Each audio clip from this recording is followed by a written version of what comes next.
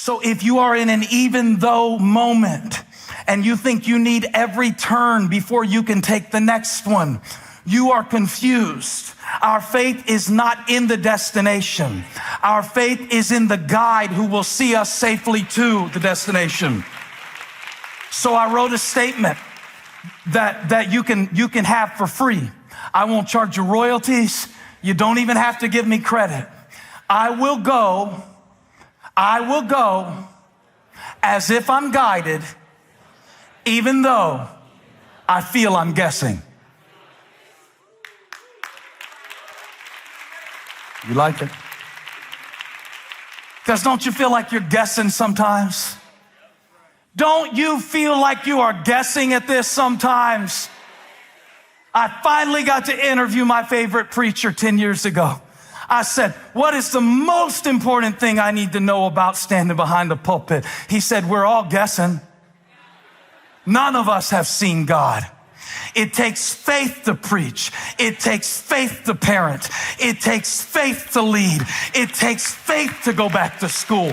It takes faith to stay in therapy.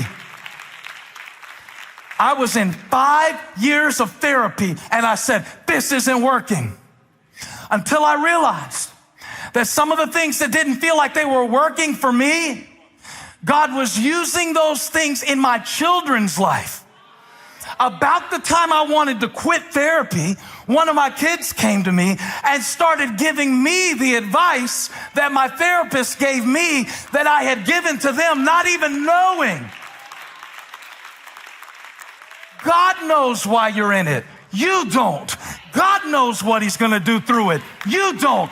God knows who he wants to help through your life. You don't. God knows what he's building. God knows your foundation. He is the architect. He is the builder. He has the blueprint of every blessing in your life.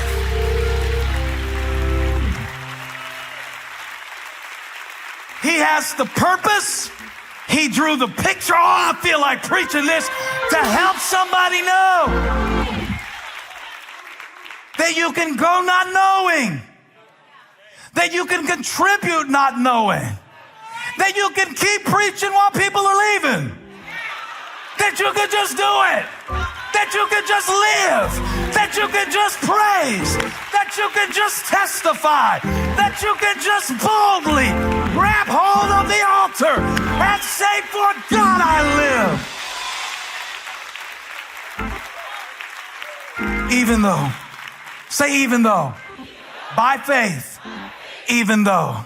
If God's got you in an even though moment right now, where your truth says one thing, but your tent says another thing, you can stay right in the promise, even though you have no proof.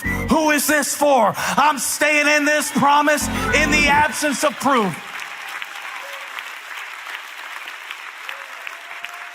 I feel like this is a fighting word today. Woo. I don't know what we're fighting, but I'll fight with you. You need some backup? I don't know what I don't know what's been coming up in your mind. I don't know what's been trying to drag you back down into it.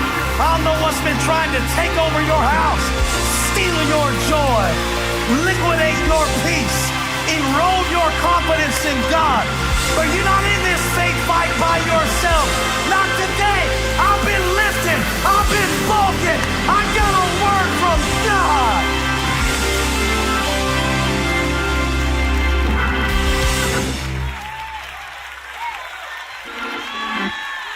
Woo!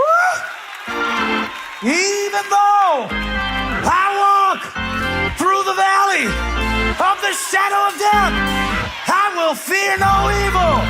For thou art with me. I got a rod. I got a staff. I got goodness. I got mercy. And I will dwell in the house of the Lord forever.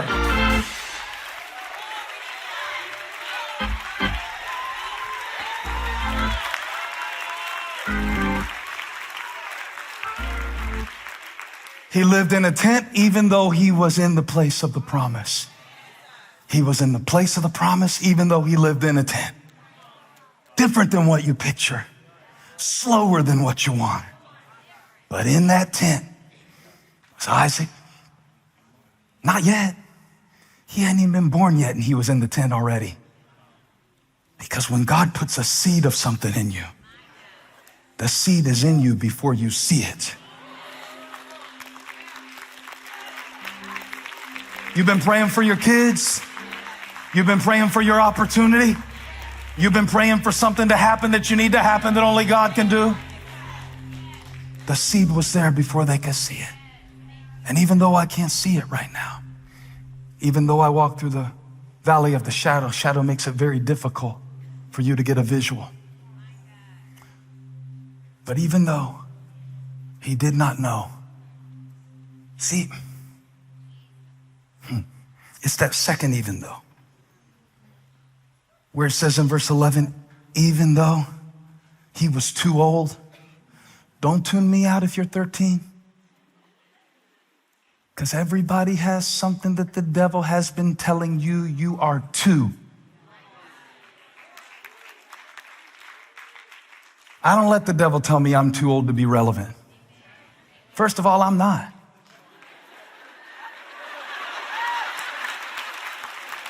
All right? Don't make me do it again. Yeah, we got it good the first time. Let's leave it there. And yet he tells me I'm too stupid. He tells me I'm too stupid. He tells me I'm too country. He does. He tells me I'm too weird. He tells me I'm too raggedy. He tells me all these things. But look what the Bible said God did for Abraham. Would he do this for you too? By faith, Abraham, even though he was too old and Sarah herself was not able to conceive, wasn't able to become a father. I got to read you what the Bible actually says about him. Go to the next verse. He became a father of many nations. He lived like a nomad. And so from this one man, look what the Bible says about Abraham. And he as good as dead. That's about how people will see you. That's about how people will see you. That's not what God said about Abraham. Look at that nomad living up here in this promised land thinking he belongs here. He's as good as dead. Yeah. Next time somebody tries to limit you, because I've had people tell me that I was a poor Bible teacher. I've had people tell me that I was not cut out to be a pastor. I've had people tell me that I wouldn't be able to come up with a new sermon every week, all of that. And I wish I would have known this sermon to tell them at the time. God knows you don't. You don't know? I don't even know. So God knows where you're going even though you don't. So follow him, step by step. God knows what he's given you even though you are too, whatever, young. That's what Timothy said, I'm too young. Paul said, don't let anybody look down on you because of your youth. Set an example for the believers in life and love and speech and faith and godliness and purity. Don't let anybody put their two on you. Because they don't know. You've been divorced too many times.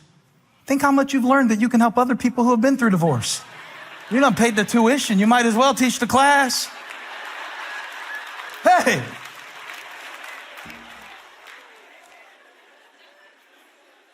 God knows. You don't. God knows. You don't. And even the passage that we don't like to preach a lot because it said that Abraham took his son Isaac and laid him down on the altar and he thought he was going to have to kill his only son even after waiting 25 years. That's how long it took between God spoke it and he saw it. We quit too quick. We have microwave mindsets and we serve a crock-pot God. So it might be slower than you wanted. But from this boy Isaac came the nations that would inhabit this very land that Abraham was living in. And I want you to see him on Mount Moriah. I want you to see him build the altar. I want you to see him lay his son Isaac on the altar, who we waited for a quarter a century of his life, a quarter of his life. He was 100 at that point. He waited this long, and yet at the moment that he thought he was going to have to give up what God promised him, there was a ram in the bush that he didn't know about, but God knew. And God knew the moment that the ram would need to be in the bush for Abraham to make the sacrifice. Whatever has been withheld from your life, whatever seems like it is behind in your life, whatever seems like the enemy has taken it out of your life, can you trust the timing of God in this moment enough to know that he knows? He knows what I need, when I need it. And if it didn't come yet, it wasn't time yet.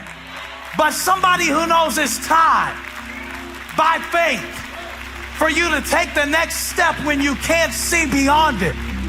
Stand up and give God praise by faith. There is a praise that comes by faith. Even though my favorite Bible verse is when the sister came to Jesus and said, I know my brother will rise again at the last day. And Jesus said, last day, I am the resurrection and the life. And whoever believes in me will live even though he died. So we're living in the even though. And our job today is to trust God as if, even though.